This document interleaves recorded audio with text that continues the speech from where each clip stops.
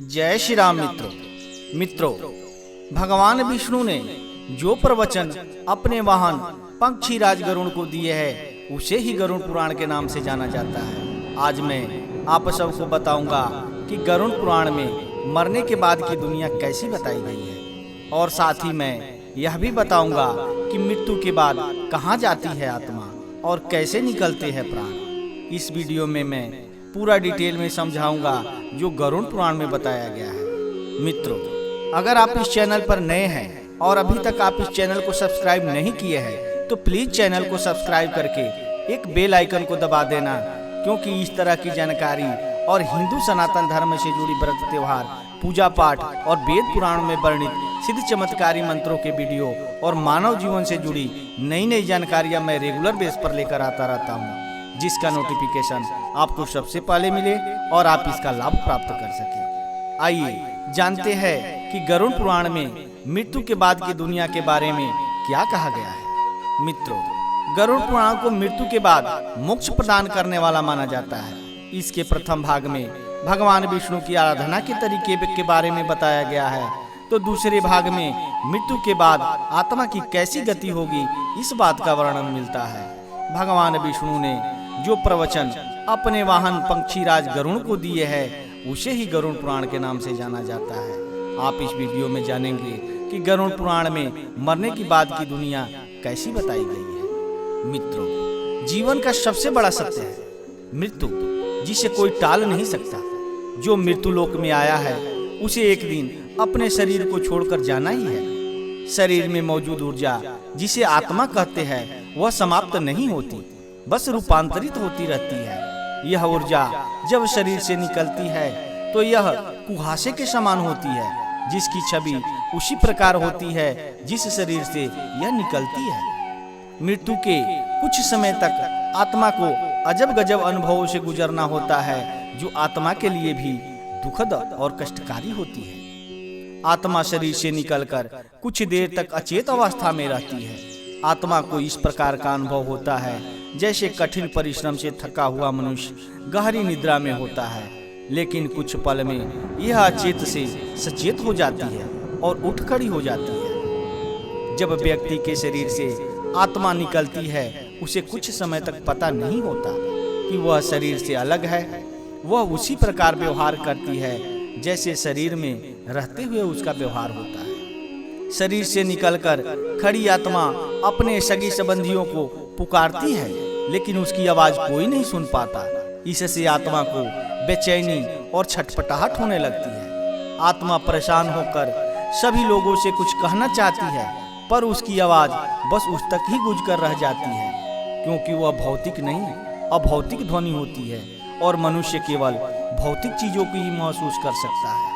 वर्षों तक शरीर में रहने से जो सांसारिक माया का आवरण आत्मा पर पड़ा होता है, उससे मोहवश आत्मा दुखी होकर कभी अपने मृत शरीर को तो कभी अपने संबंधियों को देखकर उनसे बात करना चाहती है, लेकिन उसका प्रयास विफल होता है। आत्मा कोशिश करती है कि वह फिर से शरीर में प्रवेश कर जाए, लेकिन यम के दूत उसे शरीर में प्रवेश नहीं करने देते।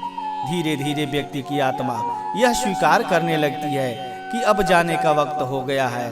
मोह का बंधन कमजोर होने लगता है और वह मृत्यु लोक विदा होने के लिए तैयार हो जाती है। शरीर के मृत्यु हो जाने पर आत्मा अपने परिजनों को रोते बिलखते देखकर दुखी होती है और खुद भी दुख से व्याकुल होकर रोती है, लेकिन उसके बस में कुछ नहीं होता। वह लाचार होकर सब कुछ देखने और अपने जीवन काल में किए कर्मों को याद करके दुखी होती है। यम के दूत आत्मा से कहते हैं कि चलो, अब यहाँ से चलने का समय आ गया है, और कर्मों के अनुसार उसे लेकर यम मार्ग की ओर चल पड़ते हैं। कुछ ही समय में आत्मा मृत्यु लोक की सीमा को पार कर एक ऐसे मार्ग में पहुंच जाती है जहाँ ना सूर्य की रोशनी होती है न चांद की चांदनी। उस लोक में हर जगह अंधेरा होता है। यहाँ आत्मा अपने कर्मों और इच्छाओं के अनुसार कुछ समय तक विश्राम करती है। कुछ आत्माएं जल्दी शरीर धारण कर लेती है, तो कुछ लंबे समय तक विश्राम के बाद अपनी इच्छा के अनुसार नया शरीर धारण करती है। गरुड़ पुराण के अनुसार जब मृत्यु का समय नजदीक आ जाता है तो यमलोक से 2 यमदूत आत्मा को लेने आते हैं। यमदूत के आते ही आत्मा शरीर से निकल जाती है। यमदूत आत्मा को यमलोक ले जाते हैं, जहां उसे 24 घंटे तक रखा जाता है। गरुड़ पुराण के मुताबिक इन 24 घंटों में आत्मा को ये बताया जाता है कि उसने क्या क्या अच्छे कर्म किए हैं और क्या क्या बुरे। इसके बाद आत्मा को फिर से वहां छोड़ दिया जाता है जहां उसका पूरा जीवन बीता था। कहा जाता है कि 13 दिनों तक आत्मा अपने परिजनों के बीच रहती है। कहा जाता है जिन लोगों के कर्म अच्छे होते हैं उन्हें मृत्यु के समय उतना कष्ट नहीं होता, लेकिन जिनके कर्म बुरे होते हैं उन्हें मृत्यु के समय काफी कष्ट और पीड़ा सहनी पड़ती है। गरुड़ पुराण के अनुसार 13 दिनों के बाद आत्मा फिर से यमलोक जाती है। यमलोक के रास्ते में उसे 4 मार्ग मिलते हैं, जिसमें ब्रह्मलोक, देवलोक, पितृलोक और नरकलोक होते हैं। व्यक्ति के कर्मों के आधार पर यह निर्धारित किया जाता है कि उसे कौन सा लोक मिलेगा। गरुड़ पुराण के अनुसार ब्रह्मलोक उसे ही मिलता है जिसने कठोर योग और तप के बल पर मोक्ष प्राप्त किया है। देवलोक उन्हें ही मिलता है जिन लोगों के कर्म अच्छे रहे हो। यहाँ आने वाली आत्मा कुछ समय यहाँ रहने के बाद फिर से मनुष्य योनि में जन्म ले लेती है। पितृलोक में पुण्य आत्माओं को स्थान मिलता है।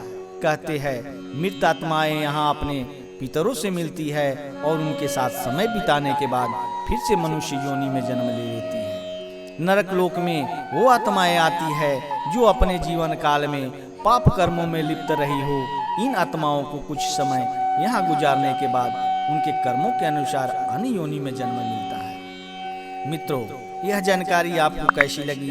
अगर अच्छी लगी हो तो प्लीज चैनल को सब्सक्राइब कर लेना और एक लाइक जरूर कर देना, और हाँ, बेल आइकन को दबाना ना भूलना, क्योंकि मैं इस चैनल पर संपूर्ण गरुड़ पुराण सुनाने वाला हूँ, जो क्रमशः एक अध्याय प्रतिदिन सुनाऊंगा, जिससे आपको इसका नोटिफिकेशन सबसे पहले मिले और आप इसका लाभ प्राप्त कर सके।